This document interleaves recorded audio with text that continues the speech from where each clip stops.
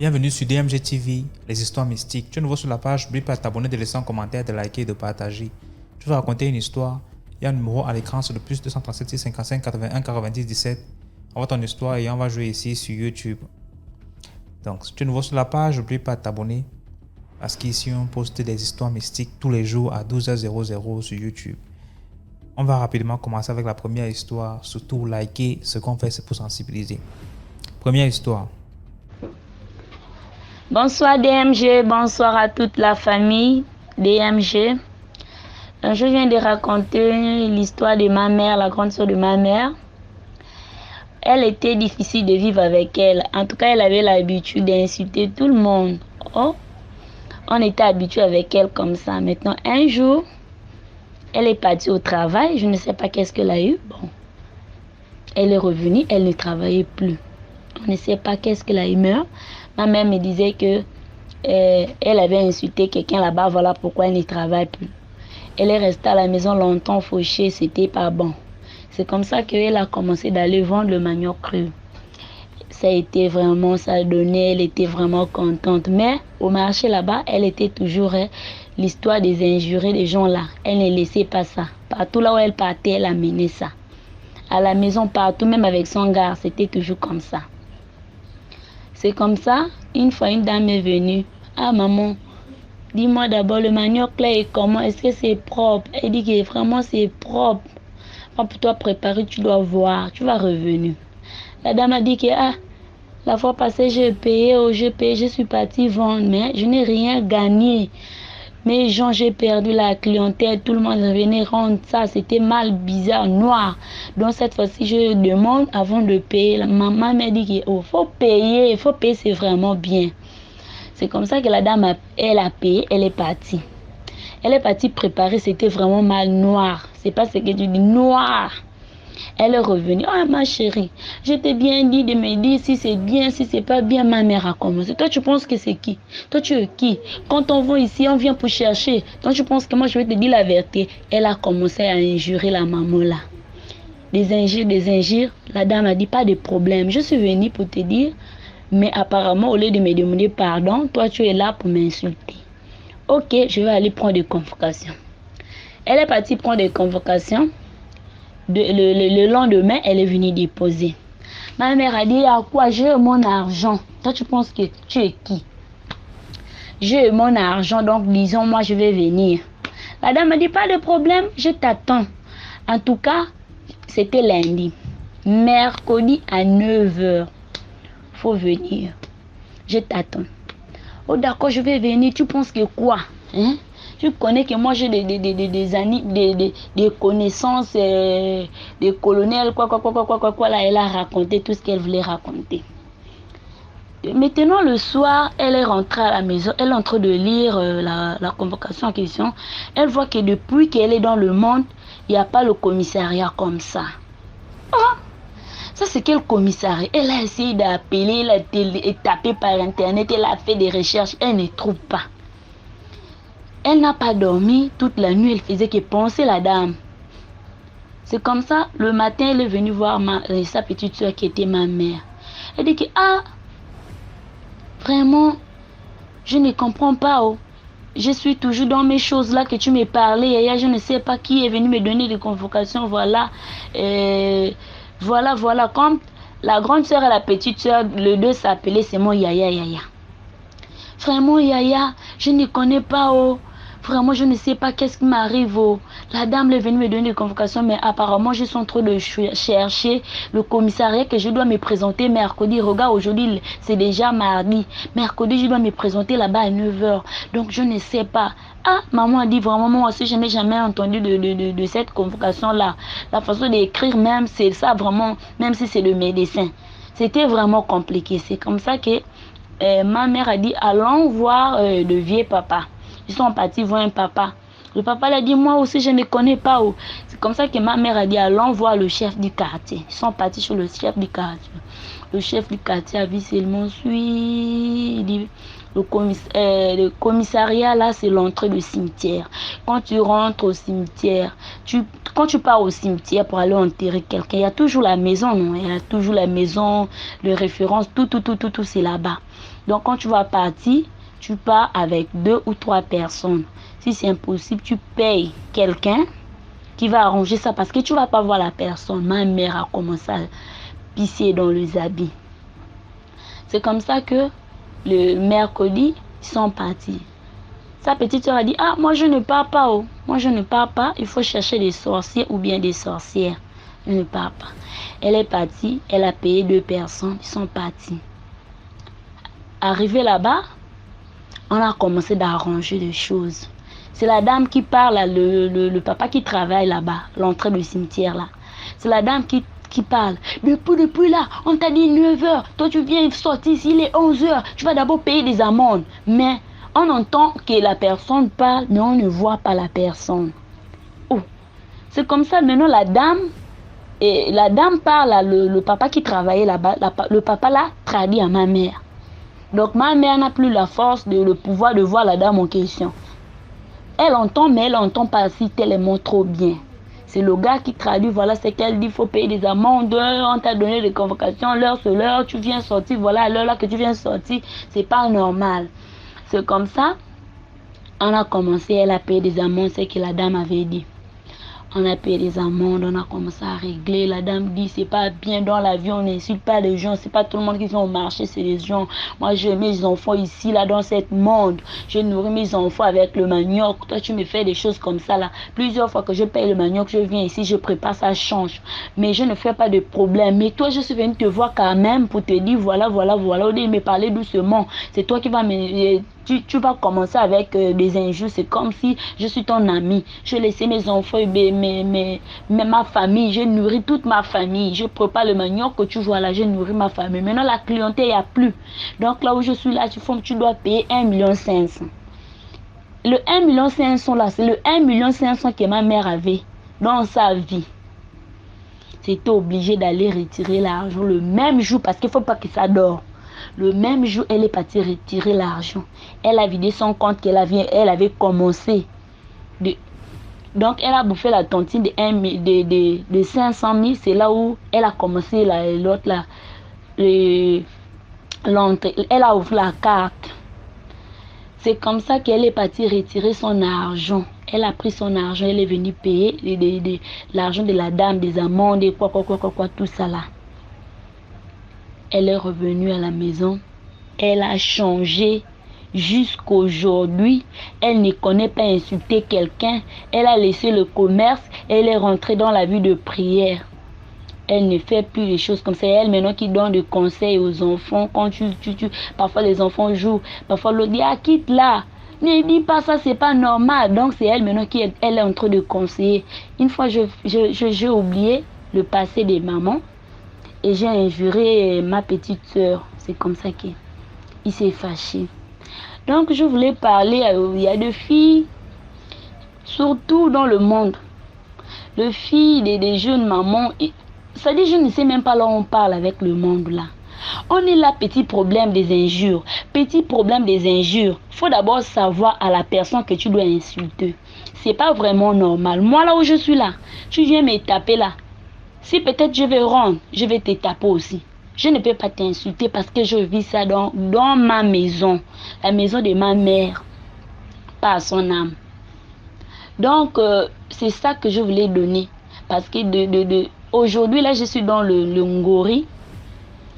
Il y avait quelqu'un, je ne sais pas, on l'a coincé, comment là, elle a commencé à insulter. J'ai pensé à ma mère, je dis, oh, le monde là-haut. Et la personne elle est en train d'insulter, tu vois qu'il y a une vieille papa. J'ai pensé à ça, je dis, je dois partager avec mes amis, ma famille, des DMG. Éviter d'insulter les gens, c'est pas tout le monde qu'on incite. Donc c'est un peu ça. Je voulais juste vous donner ce que je vis dans la jeunesse, comme j'étais petite. Ça s'est passé peut-être que j'avais 10 ans ou 11 ans. Merci à tous. Merci et bye. Voilà, merci beaucoup pour l'histoire. Maintenant, on passe à la deuxième histoire. Bonjour DMG, bonjour à toute la famille DMG, j'espère que vous allez bien. Alors, je vais intituler cette histoire Le serpent de la sœur en Christ. Je suis gabonaise. L'histoire que je vais vous raconter s'est passée quand j'étais en classe de seconde. On avait affecté ma maman en province, à l'intérieur du pays, au Gabon. Donc, du coup, pour le travail. Et elle était enseignante. Donc, l'école catholique, là, on l'avait affectée. Il y avait des logements. Les logements étaient derrière, l'école était au milieu, au centre. Et un peu plus devant, c'était le gardien qui vivait là-bas. Du coup, un jour, ma maman me dit qu'elle est arrivée, qu'elle a vu le serpent sur le lit, etc. J'ai dit, ah, ça c'est quel rêve. Bon, bref, elle m'a dit, elle a prié. J'ai dit, ok, d'accord, on va briser. Plus tard, le lendemain matin, on se réveille, on aperçoit que toute la cour de là où on est avec les voisins, etc., il y a les fourmis rouges, les fourmis rouges, les fourmis rouges. Que, oh, ça c'est quoi? Les fourmis rouges, elles sont parties aux environs de 15 heures par là. Du coup, je suis allée veiller avec le gardien plus haut. 19 heures par là, le temps a commencé à menacer. Je suis rentrée à la maison en courant. Du coup, le gardien, il m'a interpellée. C'est comme ça que je dis que le temps ménage, je ne comprends pas ce que tu dis. On se voit demain. Oh. Donc, le temps que, comme j'avais mon téléphone, j'avais aussi allumé la torche du téléphone parce que il fallait au moins s'éclairer là où tu marches, les zones tropicaux, là, il y a trop de serpents, etc. Donc, le temps que je me retourne pour parler au gardien à distance et le temps que je dis que non, demain on se voit, demain je t'entends pas.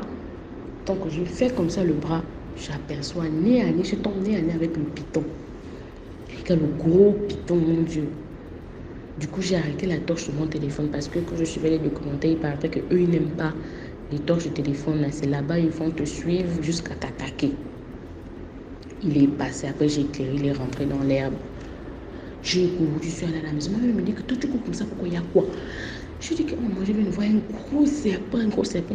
Oh, comment ça? J'ai dit qu'il est rentré dans l'herbe, je l'ai vu. Ok, on a fermé les portes et les fenêtres. Le lendemain, ma mère est partie. Quelques jours plus tard, je ne sais plus, ma mère est partie au décès, un truc de chant à la veille. Elle n'avait pas dormi le jour à la maison. Et c'était un dimanche, je devais apprendre parce que le lundi, j'avais composition. Le chien ne faisait qu'aboyer la journée, là. Il faisait peut-être 13 heures. Il ne faisait qu'aboyer, aboyer. J'étais étonnée, je demandais à la petite, comme le chien, là, il aboie quoi? Oh, je ne sais pas et tout. Donc, elle avait, par curiosité, décidé de regarder. Qu'est-ce que le chien aboie? Pour moi, dans ma tête, c'est que le chien aboie comme on avait une source derrière, ce que les voisins essayaient d'aller piger de l'eau derrière là-bas et tout, etc. Bon, ils ne connaissaient pas des gens là. Ma petite soeur revient là-bas en courant. Le serpent! J'ai dit que, comment c'est le serpent? Donc, le temps qu'elle ouvre le rideau comme ça, j'ai aperçu le serpent en train de rentrer. Donc, entre-temps, elle avait ouvert la porte pour regarder qu'est-ce que notre chien était en train d'aboyer. Donc, elle tombe nez à nez. C'est pas qu'elle voyait le serpent arriver, mais elle tombe nez à nez avec, regarde, le gros serpent qui était là. Donc, quand elle a fui de là, du salon, la chambre, comme il n'y avait pas la porte, c'était juste le rideau. Quand elle a fait la main comme ça au rideau, j'ai aperçu le serpent rentrer. J'ai laissé tomber le téléphone, comme j'étais en train de parler au téléphone, en fait. Elle était hypnotisée, elle tremblait. Je pense qu'elle avait 8 ans à l'époque. Elle tremblait. Oh, Dieu merci pour nous parce que à l'époque là, les sœurs n'avaient pas mis les protèges voleurs qu'on met aux fenêtres souvent là. Mais la fenêtre était d'une hauteur. Donc du sol à la fenêtre, c'était d'une hauteur mais pas possible. Du coup, je me suis dit, alors la mieux, on saute que de se faire agresser par un serpent ici. C'est comme ça que j'ai pris mon courage à deux mains, j'ai fait sauter ma petite sœur. Je l'ai fait sauter, j'ai sauté la fenêtre. On a couru aller rejoindre les voisinages pour les appeler qu'il y a un gros serpent là où nous sommes. Ils ne nous ont pas cru qu'on abusait, que c'était un petit serpent et tout. Donc ils ont amené les chevrons, les lâtres et tout. On les a dit que cela ne peut rien faire au serpent là, parce que ce que nous on a vu là, le serpent là, on ne peut pas le tuer avec. Ils sont descendus au bâtiment de là où on vivait. Donc derrière le serpent, la porte était refermée. Donc quand ils ont ouvert la porte à distance avec le bois, le serpent s'était bien enroulé parce qu'à l'époque, nos parents aimaient déposer genre la télé au coin des murs comme ça, avec la table et tout. Le serpent s'enroulait autour de la table, il faisait toute façon, ils sont enroulés là. Ça faisait 3 pneus. C'est comme si on déposait 3 gros pneus. Il a déposé sa tête sur le décodeur. À l'époque, là, c'était les séries de Teresa ou je ne sais pas quoi qui passait. Eux-mêmes, ils ont confirmé que la qualité là, ce n'est pas les bois, tout ça. Ils sont allés appeler le chef du village qui avait le fusil, le calibre 12. C'est comme ça qu'ils ont réussi à tuer le serpent.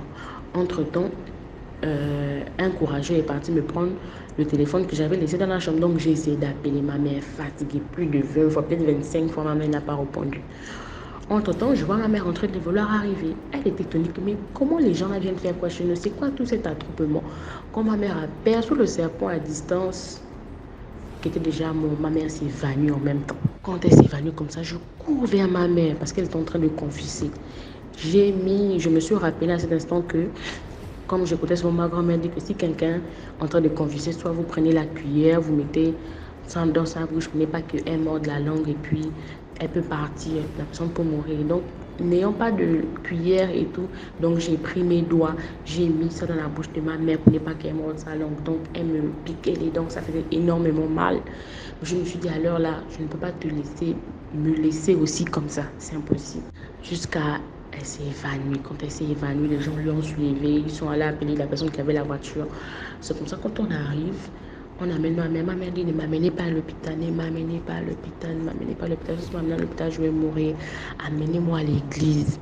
C'est comme ça que nous sommes partis à l'église catholique de la province en question. On allait chez le prêtre a prié sur ma mère parce qu'elle était inconsciente. Parce que quand elle s'est réveillée, c'était juste pour dire ça. Après, elle s'est encore évanouie. On lui a amené chez le prêtre a prié. Ça peut-être pris 45 minutes comme ça que ma mère s'est réveillée. Quand elle s'est réveillée, on n'a pas dormi la même nuit à la maison. On allait dormir chez les voisins qui restaient plus ouverts chez le gardien. C'est comme ça, le lendemain du jour, là, on apprend que la sœur, la directrice de l'école, là, on l'a évacuée d'urgence, dada, sur la capitale Libreville. Qu'est-ce qui s'est passé avec la sœur? Qu'est-ce qui ne va pas? Qu'est-ce qui n'a pas marché? Qu'elle est gravement dans un cas critique, en fait. C'est comme ça, 2 jours plus tard, comme on vient chez le voisin, on a déménagé, on a trouvé une autre maison pour aller habiter là-bas. Ma mère a dit que l'histoire, là, c'est pas probable parce que, comme ma maman est initiée, elle dit que le temps qu'elle est en train de confesser que j'avais la main dans sa bouche, elle disait qu'elle avait vu son père qui lui disait que toi, tu as fait quoi aux gens pour qu'ils te veulent du mal, tu as fait quoi aux gens pour qu'ils te veulent du mal. Comme ça, ma mère a décidé d'aller consulter, voir qu'est-ce qui ne va pas, que le serpent là, c'était pour qui, le serpent là venait pour quoi, si c'est un serpent naturel ou je ne sais pas quoi. Arrivé maintenant là-bas, on apprend là-bas que le serpent là, c'est le serpent de la sœur. C'est le serpent là qui produit la richesse à la sœur. Donc, il était temps pour le serpent de pouvoir manger. Et la personne qu'elle avait choisie, c'était ma mère. Qu'il suffisait que ma mère voyait le serpent là, c'était elle qui était tombée dans la net, la personne avait tombé sur les pommes et il devait l'avaler. On était tous choqués que, mais ça, c'est quelle histoire? Donc, depuis, la soeur était tombée malade, elle n'était plus jamais revenue dans la province. Jusqu'à j'ai eu mon bac dans la province, je suis même actuellement à l'étranger, en Afrique de l'Ouest. La sœur, on l'a évacuée dans son pays. Je pense qu'elle était nigérienne, en tout cas, elle n'était pas gabonaise de toutes les façons. On l'a évacuée là-bas, je n'ai plus jamais revu la sœur là, que c'était son serpent, etc. Depuis aussi, l'école là, ça ne va plus. Les parents ont commencé à enlever leurs enfants à l'école là parce qu'ils se sont dit, tiens, bon, un serpent pareil, déjà que nous sommes en province, mon enfant part pisser au cabinet derrière. Désolé de nous. Il part se soulager et il tombe nez à nez avec un truc comme ça et la personne l'avale. C'est pas possible en fait. Ils ont commencé à enlever leurs enfants, certains, etc. Bon, pour la suite, je suis plus au Gabon. Comment est-ce que les choses fonctionnent dans l'école là? Ma mère aussi n'enseigne plus là-bas. Donc la morale dans l'histoire, c'est que ne laissez pas les enfants seuls. Sous-entendant une seule fois que je n'étais pas à la maison et que le genre de truc se produisait. Ma petite soeur ne devait pas, ayant 8 ans, ne devait pas avoir le réflexe de sauter la fenêtre peut-être. Et ce n'est pas tous les problèmes qu'on peut expliquer au téléphone. Sous-entendant que ma mère avait décroché au téléphone et que je l'avais informé ça au téléphone, elle pouvait s'évanouir. Là où elle était là-bas, on ne sait pas, elle serait même plus vivante là où on est actuellement. 2, 3, faites vraiment, prêtez attention à vos rêves parce que ma maman avait déjà vu qu'elle avait vu que le serpent devait venir chez nous parce qu'elle avait rêvé qu'il y avait un serpent sur le lit, etc. Donc, prenez conscience de vos rêves et priez à l'avance afin de briser tout ce qui se passe dans le spirituel, en fait. Et le troisième conseil, c'est prenez soin de vos parents, veillez sur eux, surtout ceux qui ont la possibilité de vivre encore avec les parents actuellement. Prenez soin de surveiller les, parce que plus on grandit, plus leurs facultés aussi diminuent. Donc, nous, on doit veiller sur eux, etc. Et priez beaucoup pour vos enfants que vous mettez dans les écoles, que vous les inscrivez dans les écoles. Parce que si le drame n'était pas arrivé, on ne devait jamais savoir que. Donc, dans l'école, là où on était, là, le serpent que j'avais vu quand j'ai quitté chez le voisin, là, c'était le serpent et la sœur en Christ. On les voit là avec les robes, saintes ni touches. Donc, c'était son serpent qui lui produisait la richesse. Et le serpent avait faim. Le serpent là devait avaler quelqu'un. Et c'était ma mère qu'elle avait choisi de donner. Priez beaucoup pour vos enfants. Donc, c'était ça un peu ma petite histoire. Donc, partagez, likez et prenez soin de vous. Merci beaucoup pour l'histoire. Maintenant, on passe à la troisième histoire. Salut la team DMG. Bonjour ou bonsoir, ça dépend à l'heure à laquelle vous allez écouter l'histoire. Bon, l'histoire se passe au Gabon dans les années fin 80, début 90, précisément dans la ville de Oyem. Donc, c'est l'histoire du petit Nambira. Nambira, c'est un nom d'emprunt. Donc, lorsqu'on était allé en vacances, vous savez, les grandes vacances sont vos villages et tout.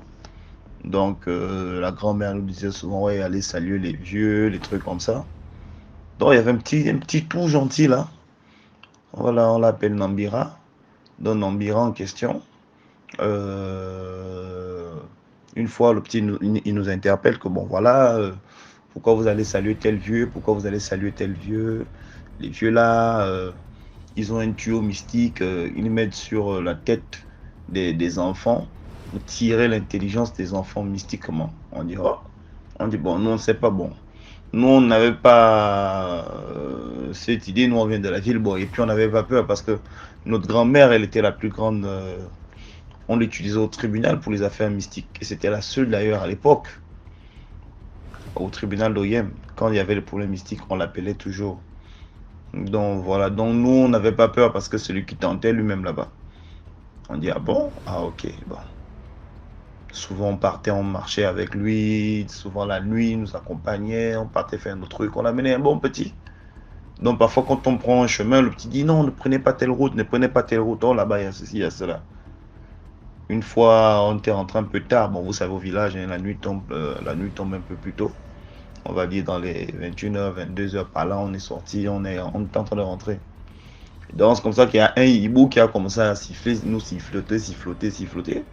Et c'est comme ça que le petit Nambira, il a appelé le hibou par son nom. Écoute, si tu continues à faire ça, demain je vais les emmener chez toi. C'est comme ça que le hibou s'est calmé. Donc après, un jour comme ça, bon, je vais essayer de sauter les étapes hein, parce que l'histoire est très longue. Je veux vraiment sauter les étapes pour que l'histoire fasse moins de 10 minutes. Et c'est comme ça qu'un jour, un de mes cousins, parce qu'on était tous allés avec les cousins, là, les enfants du grand frère à ma mère, les trucs comme ça. Donc un jour comme ça, il trouve les enfants en train de jouer avec... il y a un fusil qu'on appelle le 5-5, c'est un fusil de chasse. On tue les oiseaux avec. Donc il y a les petits qui étaient en train de jouer avec, en pleine journée, hein, deux petits. Donc c'est comme ça que mon grand frère, on va dire mon cousin, il va parler aux petits en langue. Écoute, mais qu'est-ce que vous avez à jouer avec les trucs comme ça, c'est dangereux. Deux petits, hein. Deux petits. Ils disent à mon cousin là, écoute, il faut te mêler de tes histoires. Quand tu vois les grandes personnes faire des choses, il ne faut pas te mêler de ça. Des enfants. On va dire quoi, 8 ans, ils avaient notre âge, on va dire quoi, 8 ans. Moi j'avais peut-être 10 ans. Et mon cousin, il était dans, on va dire quoi, pratiquement 17 ans, 18 ans. Donc il leur dit ça 4, les enfants lui disent comme ça, écoute, quand tu vois les grandes personnes faire des choses, faut fermer ta gueule. Donc c'est comme ça qu'après, quand le gars revient, il nous explique, le petit Nambira a dit, ah, ceux-là, il faut pas jouer avec eux, voilà. Là, vous les voyez, là, ils ne sont même pas ici avec nous sur terre. On dit, ah bon, oui. Et puis, il nous a fait comprendre que faites attention aux fourreaux. Les petits moustiques au village, là, qui prennent souvent le sang, là. Il a dit, non, il ne faut pas prendre ça parce que les fourreaux, là, en question, c'est le carburant. Quand ils voyagent la nuit, on dit, ah, ok. Mais tout ça, le petit, il a oublié de nous dire. En fait, Lui-même, il est dans le truc, en fait, avec les gars. Mais sauf que lui, en fait, c'est un petit sorcier. Mais vous savez, même dans les histoires de sorcellerie, il y a le bien, il y a le mal. Donc, il était du côté du bien. Et souvent, les vieux du village le chassaient, même, le pourchassaient. Donc, il expliquait souvent que quand on le poursuit, il se transforme en poisson. Donc, il plonge dans l'eau, il se transforme en poisson. Donc, il va rester avec les autres poissons. Donc, quand les gars là plongent aussi dans l'eau pour aller le chercher là-bas, donc il y a beaucoup de poissons. Et du coup, tu ne sais pas c'est lequel qu'il faut comme ça poursuivre. Vous savez, dans l'eau, il y a souvent des poissons entassés. Quand vous voulez essayer de jeter une pierre, il s'éparpille. Donc, tu ne sais pas qui il faut comme ça poursuivre. Donc, c'est comme ça. Donc, un jour, on nous appelle que le petit, ça va pas, il est malade. Bon, là, je saute les étapes. Hein. Là, je vais directement droit au but. Donc, un jour, on nous appelle comme ça, on dit voilà, Nambira, ça va pas, il est malade, il est souffrant, il est fiévreux et tout. On donne les médicaments, on fait tout. Donc, c'est comme ça que le petit, il a commencé à parler. C'est quoi le truc? Bien fiévreux, pendant 3-4 jours. Dans ce moment où il s'apprêtait à mourir, c'est là où il a lâché la bombe. Il a dit bon, écoutez, en fait, nous sommes allés jouer un match de foot dans un pays. Donc, ils ont perdu 3-0. Et lui, il a raté 3 buts. Donc, les 3 buts qu'il a ratés, c'est les 3 buts qu'ils ont encaissés.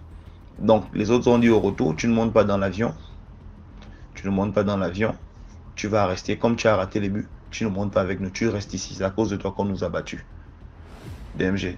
Il a commencé à expliquer les histoires. Après, subitement, l'enfant a commencé à parler une langue. On ne comprend pas ce que le petit parle. Après, il parle en anglais.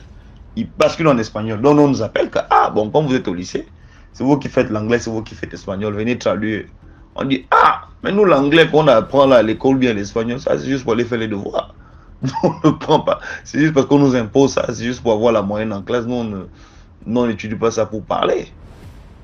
Donc, en fait, tous les pays qu'ils ont visités, le petit parlait les langues, en fait. C'est-à-dire, s'ils ont été en Espagne, ils parlent espagnol. S'ils ont été en Pologne, ils parlent polonais. S'ils étaient en Allemagne, s'ils ont joué en Allemagne, ils parlent allemand. Et c'est comme ça que le petit commence à relater que oui, voilà, j'ai raté 3 buts. On a encaissé 3 buts, ils ont décidé de me laisser. Donc, c'est comme ça que les vieux, là, ils ont essayé de voir un peu les marabouts, les charlatans, les guérisseurs là. On a amené un là, bon, il a fait ce qu'il avait à faire. Bon, après, il a dit 4 sur étape que bon, on peut le sauver, mais là, soit quelqu'un reste, parce que lui va venir. Parce que si on le ramène, la personne qui va le ramener va rester. Tu vois? Donc, qui va se désigner? Même ses parents ont désisté que, ah, pardon, on ne part pas. Donc, c'est comme ça que le petit expliquait que quand vous nous voyez souvent jouer au foot là, dans la cour, on n'est pas là. On est en Espagne. Parfois, on est en Italie. Parfois, on est au Brésil. C'est-à-dire que le gars, il parle là comme ça, parlant en langue, fond. Après, boum, il va en France. Il parle français. Et un français soutenu. Hein. Après, boum, il bascule en espagnol, bascule en portugais, bascule en polonais, bascule en italien. Donc, c'est un peu ça. Jusqu'à ce qu'il a avoué, comme je t'ai dit précédemment, que quand quand on le poursuit, il se cachait en poisson, les trucs comme ça là. Donc voilà un peu. Vraiment, j'ai coupé beaucoup de parties. Je voulais juste aller à l'essentiel, quoi. Donc, quand vous allez souvent au village, il faut vraiment faire attention. Vraiment, il faut beaucoup prier quand vous arrivez. Surtout les gens de la ville qui ne vont pas trop au village là. Donc vous allez vous prier beaucoup. Quand vous arrivez, vous demandez les conseils sur ce qu'il faut faire ou ce qu'il ne faut pas faire, ou bien les gens qu'il faut fréquenter, avec qui il faut marcher. Parce qu'on ne sait pas qui est qui. Bon, nous, on a eu la chance de tomber sur le petit Nambira. Nous, on ne savait pas que le petit voyageur, il sortait de son corps, il biloquait, on ne savait pas. Tu vois, mais lui, il était du bon côté. Tu vois, un peu, on ne savait pas, il avait toujours été gentil avec nous. Souvent, il nous disait souvent, ouais, ne parlez plus avec tel vieux, ne faites pas ceci avec telle personne, parce qu'il a ceci, il a cela. Bon, nous, on s'en foutait parce que notre grand-mère elle-même, grande sorcière, soigneuse, guérisseuse de son état. Donc, nous, on ne craignait rien, quoi. Donc, voilà un peu. Voilà, partagez, abonnez-vous et likez. Merci encore. Merci beaucoup pour l'histoire. Commentez, likez, partagez. Maintenant, on passe à la 4e histoire. Salut DMG, salut à la population DMG. Voilà. Moi, je suis ivoirienne. Mais j'avais envoyé des histoires qui n'ont pas été postées, mais je ne sais pas. Je vais envoyer quand même dans l'espoir qu'un jour, voilà, ça sera posté. Et tout. Et j'espère aussi que ça va apporter un plus à toute personne qui va écouter, voilà, cette vidéo. Donc, je disais que je suis ivoirienne et ça fait à peu près 1 an que je vous suis et chaque jour, je vais télécharger les histoires, voilà, sur Facebook, sur YouTube, pardon, pour pouvoir les écouter. Donc, là, il s'agit de ma propre histoire. En ce temps-là, j'étais en classe de première dans une ville de l'ouest de la Côte d'Ivoire, tout précisément Mans. Et j'étais en classe de première. Et c'est comme ça, vendredi, notre prof de histoire géo nous avait donné un truc, comme on appelle ça, un travail de maison à faire par groupe. Et donc, ceux avec qui je devais travailler, eux tous, ils venaient pratiquement du même quartier. Donc, c'est moi qui devais me déplacer pour aller rejoindre les autres dimanche soir pour faire l'exercice, pour remettre ça lundi matin. Et donc, le week-end est passé, nous nous sommes donné rendez-vous dimanche soir chez l'un de nos amis de classe chez qui on allait se rencontrer pour faire l'exercice. Et c'est comme ça, dimanche matin, j'hésitais entre aller à l'église et non parce que j'étais fatiguée et tout ça là et tout. Mais je dis, bon, je vais partir puisque je faisais partie du groupe musical et il fallait que je sois là. Nous sommes partis au culte et la prédication du pasteur portait un torse aperçu comment un chrétien doit être face à une situation, face à un danger. Et il a dit comme ça, je ne vais pas trop donner de détails, mais il a dit comme ça que face à un danger, il ne faut pas paniquer puisque nous avons un Dieu puissant et il faudrait que nous ayons foi en ce Dieu-là. Voilà, il faudrait qu'on soit, il ne faut pas paniquer à un premier truc. Tu pries avec foi et tu laisses Dieu agir. Et c'était sur ça portait le message du pasteur. Et il avait développé avec des versets. Et bizarrement, cette prédication-là m'a fait du bien et je sentais un plus que j'avais reçu pendant cette prédication. Donc, dimanche soir, en temps samedi soir, ma mère qui travaillait dans une autre ville m'avait envoyé un téléphone. Elle avait acheté un nouveau téléphone qu'elle m'avait expédié. Donc, il fallait que je charge le téléphone. J'étais toute contente. Donc, dimanche matin, j'ai branché le téléphone et je suis allée à l'église. Donc, je reviens. Il fallait que je m'apprête aussi pour aller rejoindre les autres pour faire l'exercice. Et j'hésitais. L'autre me dit, prends le téléphone. L'autre, non, laisse. Je lui ai dit, non, je ne vais pas gâter la batterie. Je vais laisser ça. Ça va. Voilà, ça doit faire les 8 heures de temps en charge et tout. Donc, j'ai laissé le téléphone à la maison et j'ai porté un pantalon plus un t-shirt et j'ai rejoint les autres. Donc, nous sommes allés travailler le temps que chacun donne son idée, tout ça dans les discours, débats et tout. On a fini aux environs de 20 heures. Donc, quand on a fini, comment je sortais, je suis sortie avec une pièce de 500 francs. Donc, quand j'ai emprunté le taxi, j'ai rejoint mes amis. C'était 200 francs de transport. Donc, il me restait 300 francs dans ma poche. Donc, quand on a fini, on s'est laissé. Donc, l'ami chez qui nous sommes allés faire, comme on appelle ça, l'exercice, il avait proposé ma compagnie. Il dit, OK, il n'y a pas de problème. Donc, c'est dans la ville de Mans. Ceux qui sont de Mans vont reconnaître le quartier Libreville. Libreville, là-bas, il y a une grande école primaire. Et il a dit, OK, si c'est comme ça, passons dans l'école primaire pour descendre directement sur la grande voie pour que tu puisses emprunter. Là, moi, je vais partir à la maison. Et elle dit, ok, il n'y a pas de problème. Donc, on a dit au revoir à lui, son papa. Il dit, ah, papa, je m'en vais accompagner ma camarade. Comme elle vient de l'autre quartier, donc je vais l'accompagner. Elle va emprunter un taxi et elle va rentrer chez elle. Donc, c'est comme ça, on va, genre, on traverse l'école. Et arrivé dans un coin noir là, on tourne, on voit un monsieur derrière nous qui est sorti de nulle part.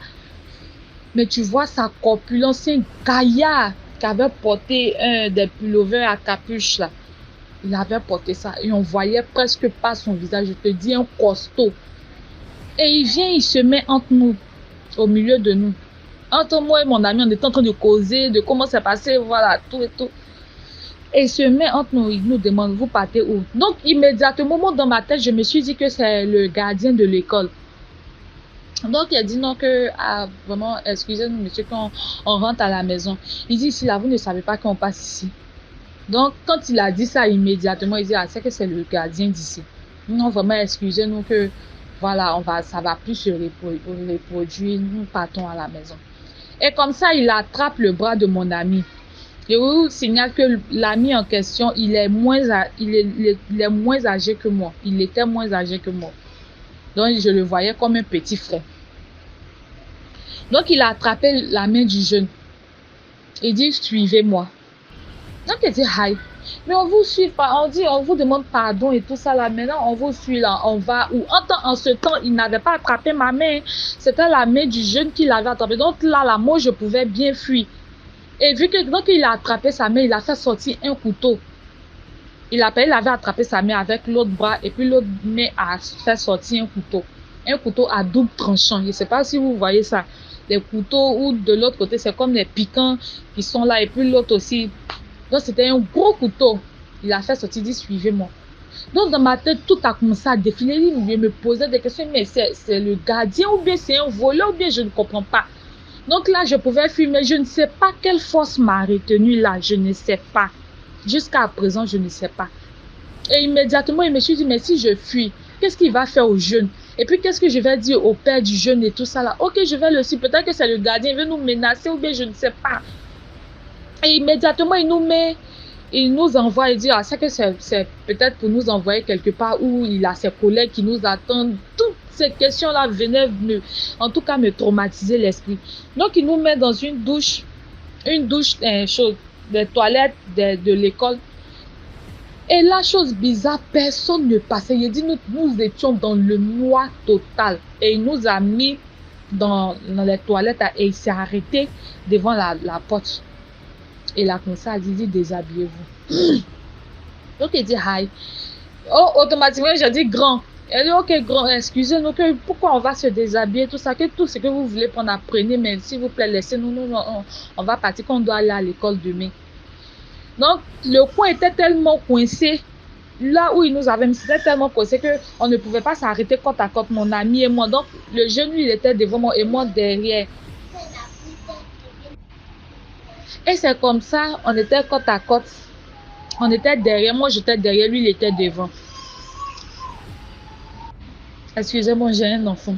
Donc, c'est comme ça, il a dit déshabillez-vous. Et moi j'étais là, vraiment désolée. Vu qu'il nous a mis ici, là, qu'est-ce qu'il va nous faire? Peut-être il va poignarder l'enfant, il va moi me violer et puis il va me poignarder aussi après et tout ça là. Donc je ne comprenais plus rien. Et là, son téléphone se met à sonner et il reçoit un appel où il dit oui, que j'ai déjà 2 pigeons. C'est ce qu'il a dit. Il dit j'ai déjà 2 pigeons sous la main. Et là, je me suis dit automatiquement, là, c'est fini. Ils vont nous tuer là et tout ça là. Donc, une fois, me dit, pousse-le, lutte avec la personne. Et là, je me rappelle en même temps de ce que le pasteur avait fait comme prédication à l'église le matin, où il a parlé de la maîtrise de soi face à un truc. Et là, commence à refuser. Un chrétien ne doit pas accepter tout ce qui lui arrive. Souvent, là, il faut refuser. Et là, j'ai commencé à prier dans mon cœur. Je dis, Seigneur, je ne vais pas mourir là. En plus, je suis l'unique enfant de ma mère. Je ne peux pas mourir dans ce genre de conditions-là. Je ne peux pas qu'on me retrouve ici morte demain avec des organes arrachés, tout ça. Je refuse cela, s'il te plaît. Tu vois, et là, j'ai commencé à intercéder. Et le monsieur, il était tout bouillant. Je dis, de vous déshabiller. Donc, mon ami qui était en face de moi, qui était devant moi, Il a enlevé son pantalon, il a enlevé son t-shirt, il a pris le téléphone. Et heureusement que je n'étais pas sortie avec mon téléphone. Mon téléphone était resté à la maison. Donc, il a pris son téléphone. Et moi aussi, il a commencé à me palper. Mes 300 francs qui étaient restés comme monnaie, il a pris. Et il a dit, déshabillez-vous, faites vite.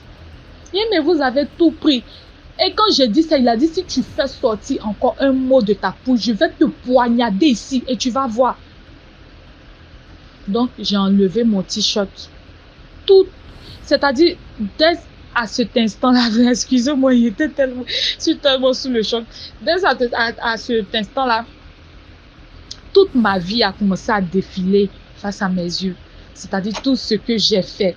Mais ma maman, je voyais tout ça passer en une fraction de seconde devant moi. Et là, quand j'ai enlevé mon t-shirt, je vous répète que il avait pris les 300 que j'avais comme monnaie. Et là, j'avais déjà enlevé mon haut. Et quand j'enlève mon pantalon, il y a une pièce qui sort de nulle part. Je parle même, j'ai la chair de poule. Il y a une pièce qui sort de nulle part et qui tombe dans le noir là, parce que là où on était, c'était carrelé. Donc quand une pièce tombe, ça fait des bruits. Et quand c'est tombé, j'entends un bruit et le gros monsieur là, le gaillard là, il s'est abaissé là comme ça à chercher. Qu'est-ce qui est tombé? Et là, je ne sais pas quelle force qui m'a animé ce jour-là. Mais j'ai poussé le monsieur. Je vous dis, c'est pas moi. Peut-être que c'est Dieu qui a envoyé ses anges qui sont passés par moi et j'ai poussé le monsieur. C'est-à-dire, j'ai poussé mon ami qui était devant moi. Et étant abaissé là, je l'ai poussé par ses épaules là. C'est ça, j'ai attrapé et je l'ai poussé.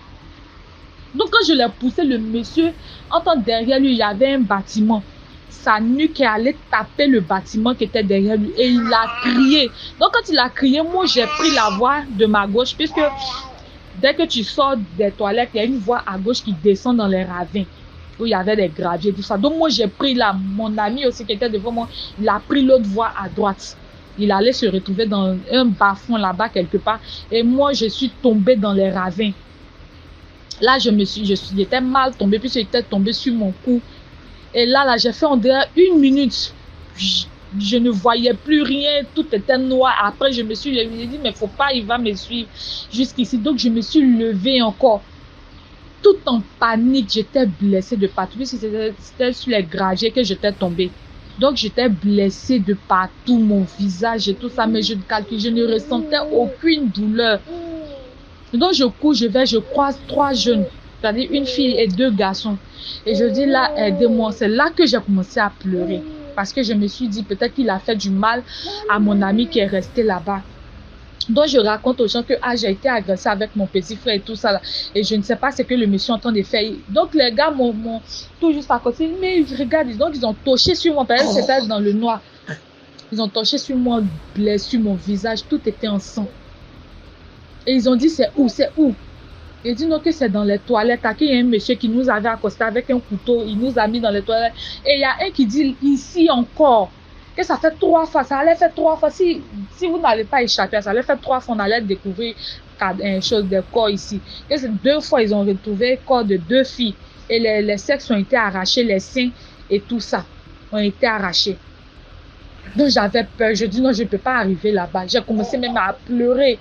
Donc on arrive là-bas, puisque j'étais restée en soutien, et puis le pantalon, la fermeture était un peu descendue. Et les jeunes m'accompagnent là-bas. Quand on touche, c'était une pièce de 50 francs qui était tombée, c'est-à-dire même il cherchait, même il n'a même pas pu trouver ce qu'il était en train de chercher, puis je l'ai poussé.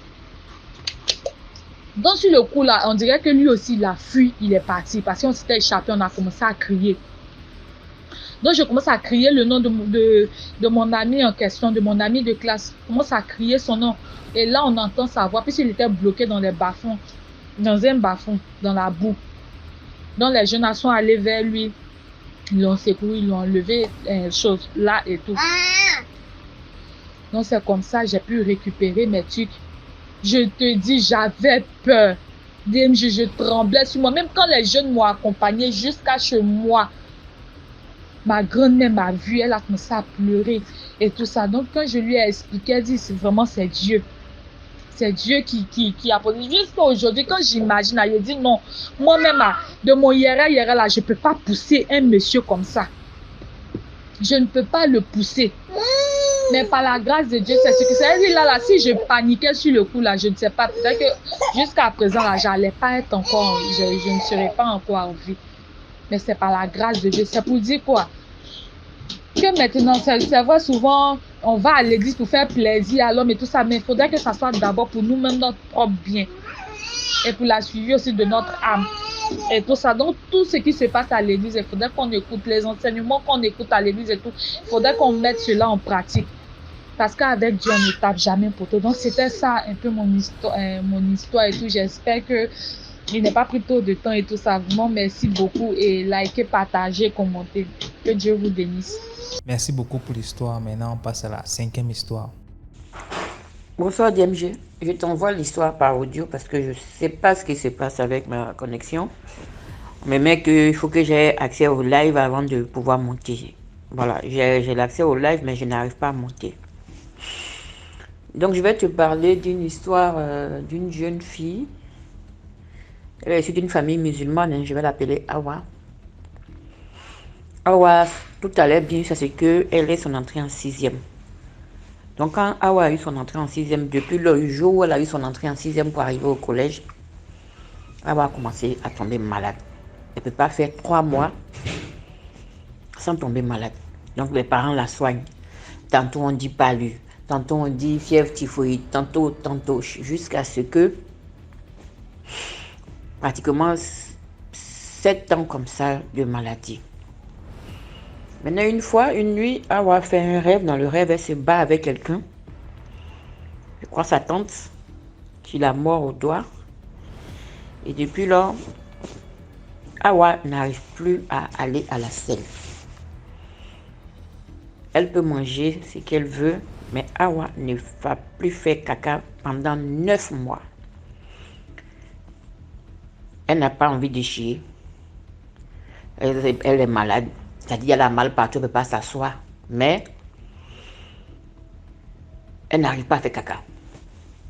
On fait les hôpitaux. Les gens ne comprennent pas. Comment quelqu'un peut ne fait pas caca et puis la personne ne meurt pas. Mais ce qui est sûr, elle mange, elle maigrit. Donc à un moment donné, les docteurs ont dit que peut-être c'était une colopathie. Mais malgré les examens, c'est vrai que c'est une colopathie, on lui donne le traitement, mais elle ne va toujours pas à la selle. Elle n'a pas fait caca pendant 9 mois.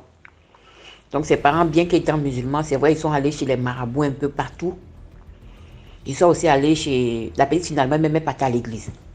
Donc elle a croisé un homme de Dieu sur lequel elle partait, enfin dans une église où elle partait. Et le pasteur de cette église-là demande à ce que la maman ramène une somme de 40 000 francs. Et puis il va lui faire une prière. Mais la prière là, doit se faire à 3 heures du matin au bord de la mer. C'est-à-dire qu'il y aura la petite Awa et lui, le pasteur là, soi-disant pasteur là, lui seul au bord de la mer. Et arrivé au bord de la mer, il va creuser un trou et puis il va l'enterrer jusqu'au niveau de la poitrine. C'est-à-dire, genre, l'ensevelir. Et puis lui va faire des prières et puis après, il va la sortir de l'eau. C'est-à-dire, genre, elle va mourir quoi et puis renaître. C'est vrai qu'ils sont des musulmans, mais tellement c'était chaud, ils ont tapé un peu partout. Mais le père lui, il a dit non, il ne peut pas. Cette histoire d'enterrer son enfant là, c'est vrai que c'est un homme qui se dit pasteur, mais lui, il ne veut pas. Donc il y a le frère aussi, il y a la maman d'Awa qui est venue, qui dit qu'on est un marabout. Mais le marabout dit qu'il veut 250 000 francs pour pouvoir soigner la petite. En temps, ils sont allés voir d'autres marabouts, ils ont fait des sacrifices de moutons et tout, mais rien n'allait. À un moment donné, la petite a dit, si c'est comme ça, on a qu'à la laisser mourir. Donc quand l'oncle est venu dire que par exemple, il y a un marabout qui veut qu'on lui donne 250 000 francs pour la soigner, les parents, ils avaient tellement tourné qu'ils n'avaient plus les moyens. Donc les parents ont dit, ah vraiment, ils n'ont pas les 250 000 francs. C'est qu'ils ils peuvent avancer quelque chose, mais ils ne peuvent pas donner 250 000 francs. Donc l'oncle a dit, ok, il va aller négocier avec le marabout. Donc, elle est partie voir le marabout pour vous dire, ah, c'est vrai que ma nièce est malade, mais ses parents ils n'ont plus rien. Ils ont tellement tourné qu'ils sont exsangues, il n'y a plus rien. Donc, il faut guérir la fille et puis le temps de chercher et puis on va te ramener le reliquat. Le marabout dit, lui, il ne veut pas. Soit on lui donne son argent, soit il ne fait rien.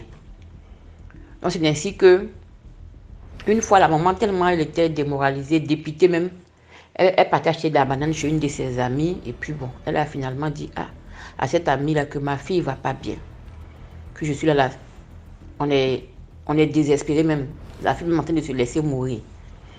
Donc la femme lui dit, ah, mais moi je connais un homme de Dieu, je vais t'envoyer là-bas. Donc quand la maman vient, quand elle dit à Awa que, ah, il y a ma copine là qui m'a parlé d'un homme de Dieu, Awa dit qu'elle est fatiguée, qu'elle a déjà trop tourné pour qu'on la laisse mourir. Et la maman a insisté pour dire, mais bon, la saison dans laquelle on est là, elle est déjà pire. Donc qu'est-ce qu'on a à perdre en allant voir cet homme de Dieu là? Donc vraiment ma fille, faut prendre ton courage, on va aller là. On va quand même aller tenter cette fois-ci là. Donc Awa s'élève et sa maman, ils vont voir l'homme de Dieu là. Quand ils arrivent là-bas, il y a d'abord une première action prophétique qu'ils posent. La petite, on lui donne un truc à boire. Un truc mélangé avec de l'huile, donc on lui donne à boire. Quand elle a commencé, quand elle a bu, elle qui avait mal au dos, qui ne pouvait même pas s'asseoir, elle a commencé à sentir que la douleur de son dos avait commencé à s'atténuer. Mais par contre, elle avait commencé à tousser. C'est-à-dire que quand la prière est finie, après quand l'homme de Dieu les a reçus, quand la prière est finie, on leur a demandé d'aller prendre certains éléments qu'ils sont partis prendre là-bas. Mais sur le chemin du retour, elle sentait qu'elle n'avait plus mal. Par contre, elle toussait. Et cet homme de Dieu, il a la particularité de donner des traitements. Même il prie ici des poudres, et puis tu t'en vas te purger avec ça. Mais ça fait quand même mal. Les gens se purgent, même il y en a qui chient des serpents et tout. Donc quand elles sont arrivées à la maison, la maman de Awa a dit, bon, comme on dit que les purges là font mal, on va attendre le lendemain. Donc le lendemain, vers 16h,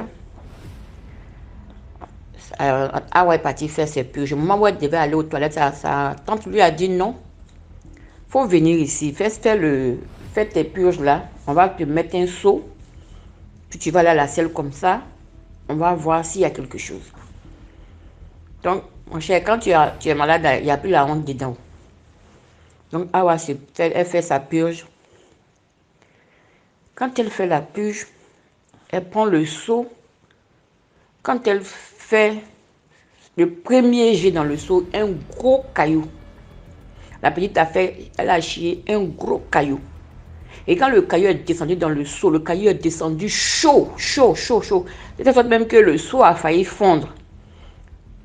Comme il n'y avait pas caca à côté, elle a mis sa main, elle a enlevé. La petite l'a chié le caillou. Parce que c'était le premier jour qu'elle a fait la purge, c'est-à-dire le lendemain de sa visite chez l'homme de Dieu. Là. Donc quand elle fait ça, la même nuit, elle fait un songe. Et dans le songe, elle a une de ses tantes, du côté de son papa, qui vient lui dire, ah bon, donc toi tu es parti voir quelqu'un. Tu es parti voir quelqu'un. Tu es parti voir le monsieur là, pourquoi? Et puis il va te sauver. Donc elle a dit, mais moi je suis malade, déjà aller voir quelqu'un pour me sauver. Toi ton problème est où? Donc elle a continué ses purges 2 jours après. Quand elle va encore à la selle, elle va chier, c'est-à-dire une boule. Mais dans la boule là, tu vas voir, il y a oignon, il y a tomate, il y a gombo, il y a aubergine, il y a tout, mais tout est frais. C'est-à-dire que ça a été écrasé, hein, mais c'est frais. C'est-à-dire une grosse boule de légumes, c'est frais. Ça a été peut-être digéré, mais c'est bizarre, mais c'est frais. Comment je vais dire? Quand je dis digéré même, c'est quoi? C'est comme si c'était passé aux moulinettes. Mais tout est frais et tu reconnais les légumes là, dans la grosse boule qu'elle a sortie de son ventre là. Tu reconnais les légumes dedans. C'est là une de ses tantes dit, ah, on dirait que ton ventre là, c'était un marché. Donc aux dernières nouvelles, la tante qu'elle avait, avec laquelle c'était bagarré en rêve là, la tante est tombée malade. C'est-à-dire ce qu'elle avait projeté pour la petite là, c'est elle-même qui a repris. Donc voilà, ça c'était le témoignage de la petite. Maintenant là, c'est souvent ceux qui ne savent pas qui font la guerre des religions. Dieu, là, il est unique. C'est la manière de le prier qui change. Donc, les extrémistes, là, n'ont qu'à faire attention. Dieu, c'est Dieu. C'est la manière de prier qui change. Mais sinon, on ne reconnaît qu'un seul Dieu. L'appellation peut changer, mais il est l'unique. Donc, voilà. C'était mon petit témoignage. Je ne sais pas pourquoi j'arrive pas à monter en live. Voilà. Merci pour le partage. Merci beaucoup pour l'histoire. Maintenant, on passe à la 6e histoire. Hello, bonjour, bonsoir, Mbolo Samba à tous et à toutes. Mbolo Samba à toute l'équipe. Mbolo Samba à vous qui likez, qui partagez, qui commentez et qui vous abonnez. Merci encore. Aujourd'hui, je viens avec une histoire que je vais intituler La vendeuse du terrain. Donc, c'est l'histoire d'une dame, une maman, on dira. À cette époque-là, j'étais encore une adolescente, je pouvais avoir environ 14-15 ans quand cette histoire s'était déroulée. Donc c'était une maman qui avait un terrain, un grand domaine. Et ce terrain-là se trouvait dans une zone qui aujourd'hui est devenue une commune, mais à cette époque, c'était pas encore trop habité, donc il y avait plusieurs terrains comme ça. Et comme avant, vous savez, parce que c'est à partir de ce moment-là que la loi avait maintenant banni ces mentalités des gens qui achetaient les terrains sans un justificatif de la loi, voilà, sans un papier qui justifiait, voilà, signé par la loi. Donc c'était toujours comme à l'époque où les gens venaient comme ça, quelqu'un, tu parles seulement avec lui, il te vend le terrain et puis fin, la terre te revient. C'est maintenant peut-être à toi-même de faire les papiers, voilà, pour être, qui justifie que c'est toi le propriétaire. Donc c'était un peu resté comme ça jusqu'à cette époque-là où maintenant la loi était venue bannir cette mentalité-là, des gens qui vendaient les terrains parce qu'il y avait tellement de problèmes. Donc la maman là, qu'on va appeler maman Pauline. Voilà. Donc maman Pauline, elle avait une grande terre, un grand domaine. C'est comme ça qu'elle avait réfléchi que bon, elle va vendre. Donc elle passe l'annonce de bouche à oreille. C'était une maman, elle avait 16 enfants, elle avait même les petits-enfants, mais elle n'était pas trop vieille, elle était encore un peu forte, quoi. Et c'est comme ça, le client qui vient pour l'achat, c'est un ganga, donc un tradit praticien, qu'on appelle communément chez nous ici les nganga. Donc il arrive, il négocie avec maman Pauline, elle lui vend le terrain, tranquille, il s'en va.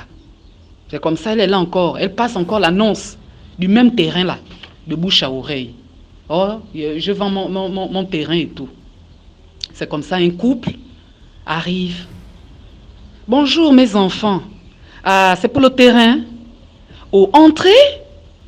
Choupi, emmène les chaises là-bas. Les gens vont s'asseoir au lieu de jouer. Oh, voilà. C'est comme vous avez vu. Le terrain est en vente à temps. Vous avez combien, mes enfants? Voilà aussi ceux-là. Ils donnent leur part. Ils s'en vont, le terrain les appartient déjà. Elle continue encore sa manigance de bouche à oreille. Oh, il y a le terrain à vendre.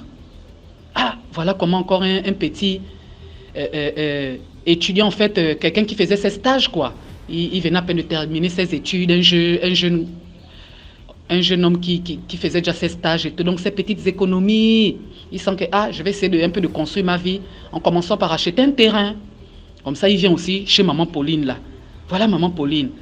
Ah, tu en fais arriver, papa. Et la famille, ça va? Ah, c'est bien. Donc, c'est comme tu vois, tout ça, jusqu'à où tu vois l'arbre là-bas, c'est pour toi, papa. Tu as combien? Faut profiter, oh. Le terrain là est trop sollicité. Si tu rates là, c'est toi-même, oh. Ah, le petit aussi, il est là, il cogite, mais il finit quand même par donner. Le terrain aussi l'appartient déjà, ça fait 3 acheteurs. 4e acheteur arrive encore. Je ne sais pas si c'était une femme ou un homme, en tout cas, ils se sont retrouvés à 4 acheteurs du même terrain là, 4 propriétaires. Elle a encore vendu à une 4e personne. C'est comme ça, le Nganga, qui était le premier acheteur, quand il vient, il commence à borner son terrain. Ah, il sait que c'est chez lui, il a acheté son terrain, donc il commence à borner. C'est comme ça. Le couple, les deuxièmes acheteurs là, quand ils viennent aussi, ils trouvent ces bornés. Oh, mais maman Pauline, c'est comment? Ah, mes enfants, les sauts, c'est comme vous voyez là, j'ai pensé à la sécurité de votre terrain. Donc, je vous ai d'abord borné ça parce que les problèmes, c'est pas bien. Oh. Donc, voilà, vous allez seulement me rembourser les petites dépenses que j'ai faites pour borner ça. Ah, ok, il n'y a pas de problème. Eux, ils ont aussi payé le bornement là.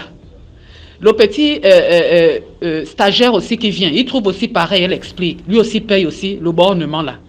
Le quatrième acheteur, la même chose. Donc, ils ont même encore payé. Voilà comment un temps, la vie suit son cours. Mais l'histoire finit par péter. Quand l'histoire pète maintenant, c'est chaud.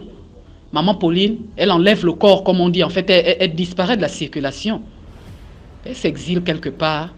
Voilà, maintenant, les gens sont derrière elle, tous les acheteurs. Elle est où, maman Pauline? On cherche maintenant maman Pauline. La bangandette, la voyelle, qui a vendu le terrain à 4 personnes. Voilà comment l'histoire s'ébruite. Maintenant, moi, l'histoire se passe devant moi parce que ma mère, elle voulait acheter aussi ce terrain-là. Elle voulait acheter le terrain, mais c'est mon père qui l'avait dissuadé. Que non, on a déjà d'autres terres pour le moment, on n'a pas besoin de ça. On a encore d'autres terres qu'on n'a même pas encore fini de construire. Donc, cet argent, on peut faire autre chose avec. Quand l'histoire s'ébruite, jusqu'à ce qu'on attrape maman Pauline dans sa cachette. Quand on l'attrape maintenant, ce n'est pas la gendarmerie. Il y avait déjà les plaintes. Donc, le couple, le stagiaire et le quatrième acheteur, les trois là, avaient porté plainte. Longanga, lui, n'avait pas porté plainte. Pour lui, c'était qu'il voulait seulement son argent. C'est comme ça, quand ils ont porté plainte, on a mis la main sur maman Pauline. C'est comme ça, elle va en prison. Elle fait 1 an de prison. Comme c'était une femme forte, grosse, comme on dit. En sortant même après les 1 an de prison, elle avait perdu du poids. Mais ça va, elle avait sa santé. Donc elle revient là chez elle. C'est comme ça Longanga. Lui ne laisse pas. Il revient chez maman Pauline. C'est seulement à base de « Maman, mon argent. Là voilà. Quoi c'est? Je veux mon argent. Ah, dégage! Quel argent? Tu me parles de quoi? Ah bon? C'est comme ça que tu me parles? Et alors? J'ai dit fous le camp de chez moi. Je ne te dois rien. Ou bien, les 1 an de prison que j'ai purgé là, c'est cadeau? Ok, c'est ce qu'on verra. Oui, va. Va encore te plaindre où tu veux. Longanga s'en va. Mais quand il va là, son cœur bouillonne. Il sent qu'il ne laisse pas. Donc il est là, il manage ses potions magiques et tout. C'est comme ça. Il lance maintenant un serpent mystique à maman Pauline. Maman Pauline commence maintenant à faire les maladies. À faire les maladies. Ça commence d'abord par la tête. Oh, j'ai mal à la tête, j'ai mal à la tête. Vraiment des céphalées atroces. Ses parents l'emmènent à l'hôpital là-bas. On fait les radios, on ne voit même rien. On lui prescrit quand même des calmants. Mais quand elle boit, c'est comme si ça s'empirait encore. C'était encore plus dingue. Après un temps, c'est plus la tête. C'est maintenant les pieds. Oh, je n'arrive plus à marcher, mes pieds sont liés. Mes pieds sont liés, détachez-moi, mes pieds sont liés. Donc elle pouvait se mettre debout, mais elle ne pouvait pas marquer un pas, disant que ses pieds étaient liés. C'était ça. Après un moment, c'était plus les pieds, c'était maintenant le ventre. Là, c'était maintenant la phase finale, la cerise sur le gâteau. Le ventre s'enflait maintenant de jour en jour. Vraiment de jour en jour, son ventre s'enflait. Jusqu'à ce qu'une nuit, ils sont là comme ça dans leur maison. Donc elle est dans sa chambre avec ses enfants. Elle n'avait pas de mari, elle vivait seulement avec ses enfants et ses petits-enfants. Elle est dans sa chambre, les enfants sont là et tout. Ils entendent seulement un bruit. Genre, pouf! Maman Pauline qui s'était carrément éclatée. Son ventre s'était carrément éclaté. Donc quand les enfants courent à la chambre, ils ouvrent. Maman, maman, c'est quoi? Ils trouvent comme ça tous les boyaux de leur mère à terre. Comme ça explosé, comme une bombe. C'est comme ça, les choses se passent. Son corps n'avait même pas été admis dans une pompe funèbre parce qu'elle était dans un état. Les morgues avaient dit que non, ce genre de corps-là, pour traiter ça, c'est compliqué. Comme c'est déjà comme ça, ils ont seulement cherché un cercueil en catimini et tout, faire ce qu'il fallait faire. On l'avait vite enterré. Maintenant, les parents ont vu que non, on ne laisse pas. Parce que notre soeur, notre fille, elle a quand même purgé sa peine.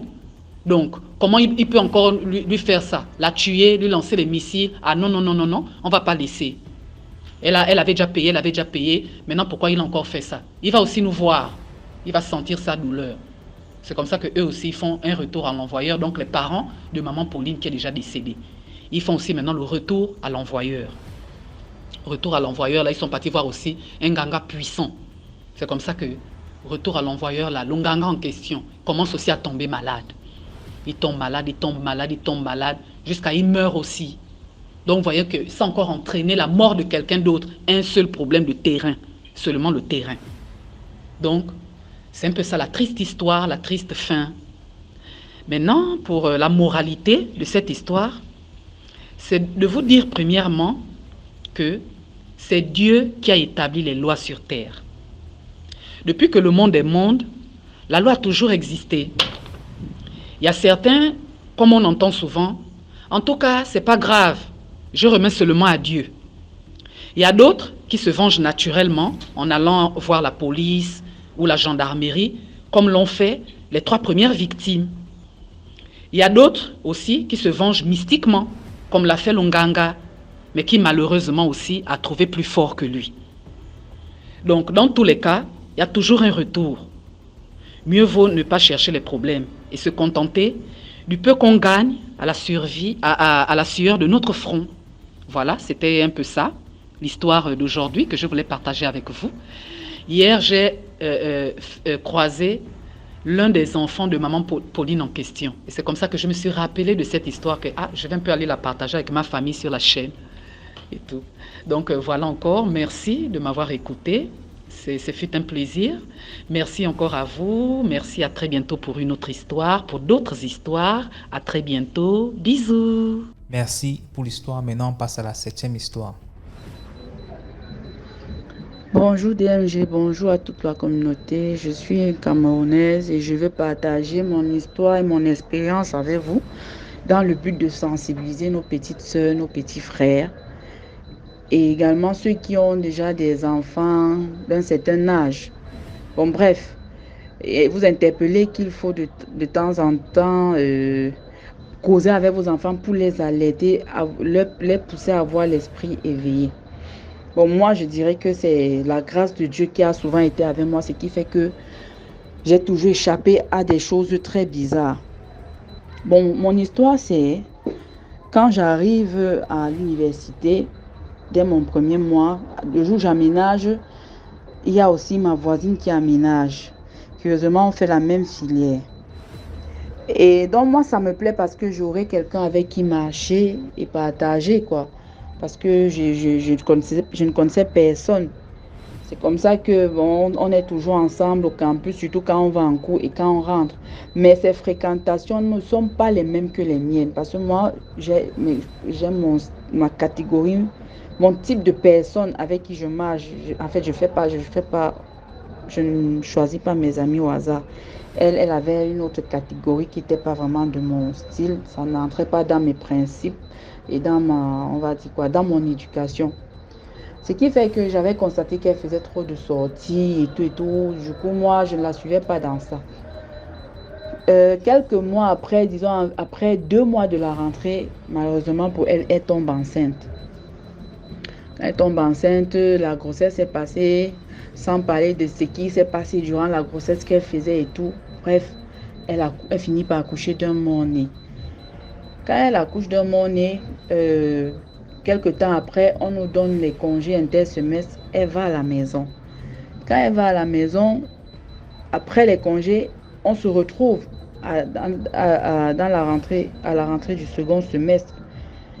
Quand on se retrouve, dans un jour, on est en train de causer, elle me dit que depuis, il faut que je te dise même quelque chose. C'est très important.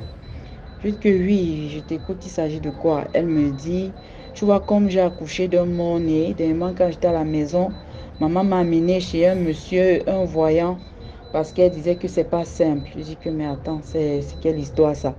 Est-ce que tu as besoin de faire ça? Tu remets entre les mains de Dieu. Estime toi-même heureux qu'il n'est pas né, il a respiré, tu es resté avec lui quelques mois après, il est décédé. C'est vrai que c'est pas évident, mais moi je pense que tu dois prendre ça comme ça, remettre entre les mains de Dieu et tu continues, profite du temps que tu as maintenant pour mieux organiser ta vie.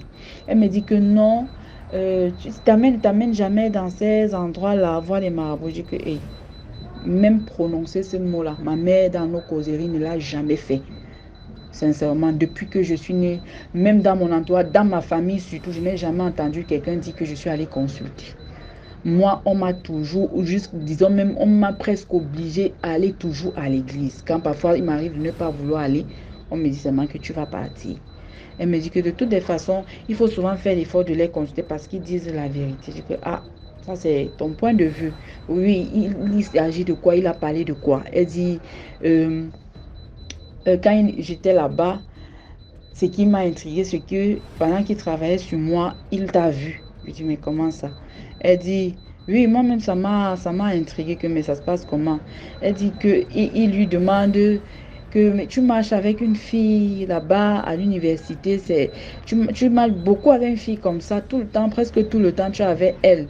Elle est très gentille avec toi, elle t'aime beaucoup. Elle dit oui. Et que oui, il faut lui dire que elle doit faire un lavage. Il y a une personne dans sa famille qui a fait un accident, non? Et crois qu'il y a aussi une personne dans sa famille qui a subi une opération. Je lui dis que, bon, mon père, lui, avec l'histoire de fusillade dont il a été victime récemment, et son petit frère qu'on a dû opérer quelque temps avant cette situation-là. Et en plus même, c'est pas mon père biologique, c'est vrai, c'est mon père, mais c'est pas mon père de sang. Pourquoi ce lien-là? Parce que moi, je crois que généralement, il y a des liens comme ça quand c'est le sang. Oui, mais bon. Elle dit qu'il a demandé qu'il faudrait que la personne qui a été victime d'accident et toi, vous fassiez un lavage, qu'il vous fasse faire un lavage.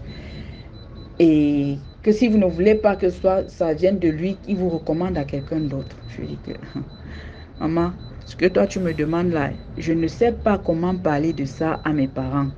Ils diront que je suis venue entrer dans les sectes ici. Elle dit que de toutes les façons, essaie même avec ta mère. Elle saura comment gérer ça. Que ma mère, c'est quelqu'un, quand son mari tousse, elle éternue. C'est les mêmes gens. Je n'ai pas d'allié parmi mes parents. De toutes les façons, donc pour l'enlever, pour qu'elle ne m'agace plus avec, je lui ai dit que, ok, j'ai compris, je vais voir comment en parler à ma mère. Elle dit d'accord. 2 jours après, elle me demande, tu as fait comment? Je lui dis que je suis en train de réfléchir sur les techniques d'approche. Elle dit, ok, fais vite, ne perds pas le temps. Je dis que d'accord, j'ai compris. Laisse-moi un peu de temps. 2 autres jours après, tu as fait comment? Je dis que, là, c'est fort. Je prends encore, je réfléchis parce que je connais mes gens. Ça n'a même pas duré. 1 semaine après, un matin, quand je me lève, je dis bonjour, tel. Elle ne me répond pas. J'insiste, je dis que, mais qu'est-ce qui t'arrive? Je dis bonjour, tu m'ignores. Elle me répond malgré elle, avec un peu de snobisme. Genre, elle est comme ça en colère, elle ne veut même pas me voir, quoi. Moi, je prends ça à la légère. Le lendemain, c'est le même scénario. Comme moi, je suis du genre de personne, quand je vis une situation et qu'il m'arrive et qu'il m'arrive qu'il faille que je prenne une décision, je me donne, donc j'ai 3 essais, disons comme ça. Donc je lui ai dit bonjour, 1, 2, 3. À la 3e fois, quand elle a fait pareil, j'ai dit ok, c'est bon, moi je te salue plus, je te calcule plus. Mais sauf que j'avais constaté que pendant cette période-là, non seulement elle m'adressait plus la parole, j'avais constaté qu'elle a commencé à me saboter dans la cité, à aller raconter des balivernes aux voisines avec qui on s'entendait, on avait l'habitude de traîner ensemble. Mais elle était un peu comme ma confidente et presque mon amie par rapport aux autres, mais elle a pris sur elle d'aller commencer justement à faire. Il faut un peu, tu as ton ami avec qui vous faites parfois même les petits congossas sur les autres et tout. Mais pas des choses de méchants, quoi, mais des petits congossas là. Mais c'est elle qui prend encore et commence à aller salir mon image auprès des autres. Je me suis rendu compte de ça. Et chose curieuse encore, c'est que cette même période, j'ai commencé à faire des cauchemars. Premier cauchemar, j'ai dit ok. Donc l'histoire, s'il faut recommencer, les couches de nuit. Parce que c'est un truc que j'ai d'abord combattu quand j'étais au collège. Avec les prières, c'est passé. Mais ça a recommencé là-bas et que non, c'est pas simple. La première nuit, j'ai laissé. J'ai fait ma prière. La nuit qui suivait, j'ai quand même bien dormi. Une autre nuit, je dors et j'avais remarqué que quand je rêve que le décor de l'endroit où je suis en train de dormir est le même que dans mon rêve. Le vêtement que j'ai est le même. La position est la même. La position que j'ai prise pour me coucher est la même. J'ai constaté que quand je fais ce genre de rêve, ça veut dire que je suis en train de vivre vraiment, je suis en train de subir ces attaques-là. Et c'est ce qui donc avait attiré mon attention. Non seulement les couches de nuit, et c'est le même décor que je vois dans le rêve et tout. Rien ne changeait dans le décor de ma chambre. C'était ma chambre, c'était mon lit, c'était les mêmes draps, les mêmes habits que j'avais, la même position que j'ai quand je me couchais. Le deuxième rêve, c'est déjà, je suis couchée, je rêve que je suis sur le lit avec l'un des grands artistes du R&B, Jay-Z.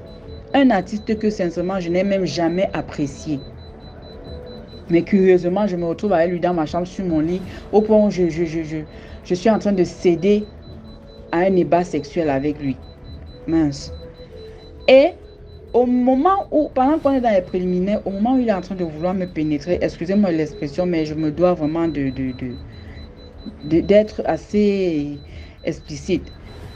Au moment où il est en train de vouloir me pénétrer, il se transforme en un démon. Les cônes, le visage change, ça prend la forme d'un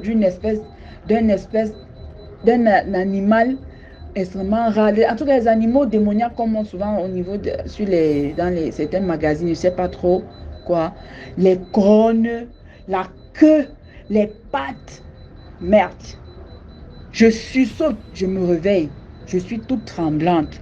Je supporte, j'attends le matin, j'appelle mon oncle. J'avais un oncle qui était pasteur à l'église dans la ville où j'étais. Je lui dis que, papa, je suis en train de faire des rêves terribles ces derniers temps. Ce n'est pas bon. Parce que quelque chose me dit qu'il y a un truc qui ne va pas. Il me dit qu'ok, voilà tel passage biblique. Tu lis, tu pries, tu te couches. Chose que j'ai faite la nuit suivante. J'ai bien dormi. La nuit d'après, aïe aïe aïe, c'était le grand frère. Je me couche, je fais ma prière, je me couche. Là, j'étais couchée de dos. Pendant que je suis couchée, je suis déjà endormie. Mais dans le sommeil, dans mon rêve, j'ai l'impression qu'il y a quelqu'un à ma porte. Je tourne la face. Je demande c'est qui. Personne ne répond, mais je vois un monsieur entrer, un visage que je ne connais pas. Je dis, mais vous c'est qui? Il entre là, tout ragaillardi, il tire ma chaise qui était au niveau de mon bureau, ma table d'études là. Il la place face à moi. Moi, j'étais couchée sur le lit.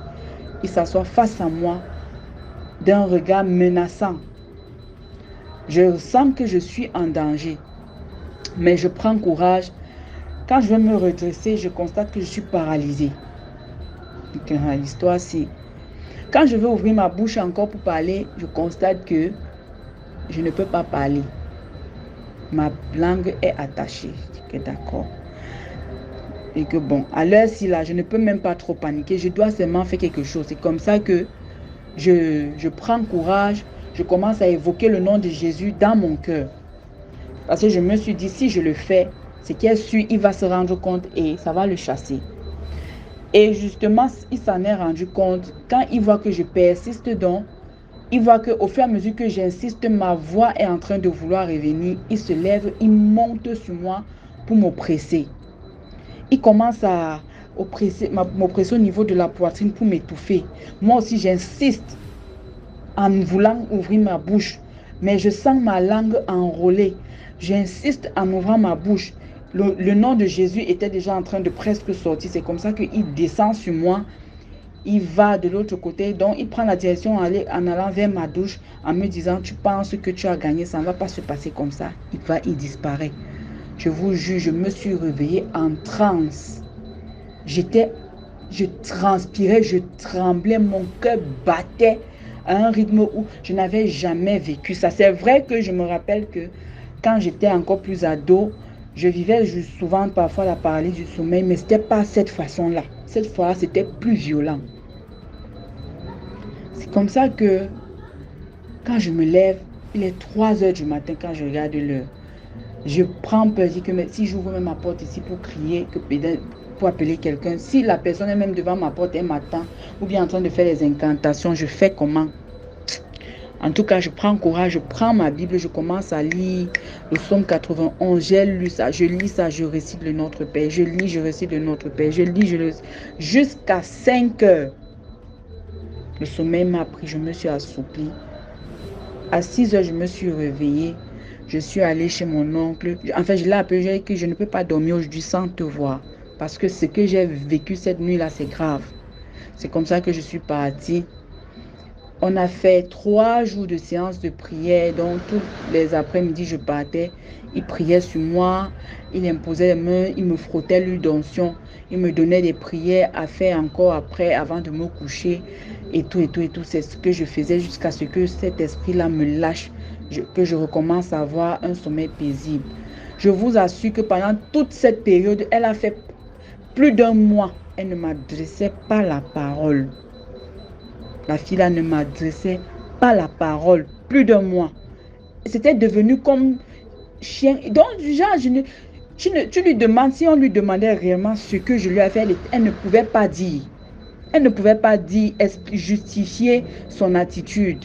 C'est là où moi, ça m'a intrigué plus tard. J'ai dit que merde, ça c'est pas simple. Ce sont les choses qu'on me raconte souvent et je viens vivre ça. La fille-ci a dû amener mon nom. Elle a dû amener mon nom. Et plus tard, comme moi, je m'informe beaucoup, je me documente beaucoup sur les trucs spirituels, j'ai compris que, étant même déjà encore là-bas, enfin, j'avais compris qu'elle voulait faire un échange d'énergie, un échange d'étoiles. C'est ce qui était c'est ce qu'elle voulait faire en fait, parce que justement, ce qui m'avait plus alerté par rapport à ça, à cette conclusion-là, c'est parce que j'avais constaté que elle était toujours en train de faire trop de comparaisons entre sa vie et la mienne. J'ai plus de vêtements que toi, j'ai plus de chaussures que toi, mon mec est plus mignon, plus chaud que le tien, mes amis sont plus stylés que les tiens parce que tu as trop les amis bizarres, des trucs comme ça, des bêtes comparaisons. Ou bien parfois c'est que je t'ai gagné à telle matière ou bien je suis plus intelligente que toi. Je dis que mais attends, si toi ta vie se limite à ce genre de choses, vraiment ça veut dire que tu n'as rien dans la tête. Tu n'as rien dans la tête, ça veut dire que tu es, je sais pas, je m'abstenais beaucoup pour ne pas l'insulter. Et c'est le genre de fille qui n'avait même pas vraiment assez de moyens et était toujours en train de vouloir avoir ce qui la dépasse. Vu que moi, je ne la suivais pas souvent dans ces choses, dans cette façon de vivre là, ça créait des problèmes entre elle et moi. Parce que quand peut-être elle me dit, allons faire si, je dis que non, maman, pardon, je sais comment moi je suis venue ici. Je ne suis pas venue ici faire le suivisme moutonnier. Si toi, tu vois que tu peux t'en sortir, vas-y faire. Moi, je ne peux pas, moi. Ce qui fait qu'il y a même un moment, la belle dame a même mangé une tranche de sa pension. Hein. J'ai su ça quand ça avait déjà cuit sur elle. J'ai dit que voilà, tu vois toujours les autres, tu peux faire. Maintenant, tu vas appeler, est-ce que tu pourras avoir le courage d'appeler tes parents pour leur expliquer ce que tu es en train de vivre. Quand moi je dis que je ne fais pas, vous êtes les premiers à me juger ici, là. Je veux trop montrer que je me soucie des parents, je veux trop montrer que j'ai vécu une certaine vie avant pour vous sensibiliser. Pardon. Donc c'est autant de choses qui m'ont alerté, qui ont fait en sorte que je comprenne un peu parce que justement, elle était très envieuse et très jalouse. Du coup, à partir de ce jour, j'ai commencé à beaucoup me méfier d'elle, à faire très attention à mon entourage, surtout quand une personne commence à devenir envieuse, à trop apprécier ce que tu as ou bien à faire des comparaisons. Il faut beaucoup s'en méfier. Même nous qui sommes déjà adultes là dans notre entourage, il faudrait qu'on fasse très attention avec ce genre de personnes. Donc, nos petits frères qui vont à l'université, même nos enfants que nous avons à la maison, on doit commencer à leur inculquer ces valeurs-là, de ne pas envier, de se contenter de ce qu'il a, de ne pas suivre les amitiés, de ne pas se laisser influencer. Voilà, voici aussi quelque chose. L'influence, il faut faire très attention. Donc ça, c'est un peu mon histoire et je tenais vraiment à partager ça avec vous. Parce que le monde dans lequel nous vivons aujourd'hui, là, ça devient davantage. Donc tous les jours, on élève les niveaux. Donc c'est ce que je voulais partager avec vous une fois de plus. Merci et beaucoup de courage DMG. Et j'encourage également à beaucoup de personnes de sensibiliser davantage, de liker, de partager, de commenter. Bonne soirée et bonne journée à vous tous. Merci pour l'histoire. Voilà, c'est tout pour aujourd'hui. J'espère que vous avez aimé la vidéo d'aujourd'hui. Commentez, likez, partagez, abonnez-vous. On se prend demain à 12h pour une nouvelle vidéo.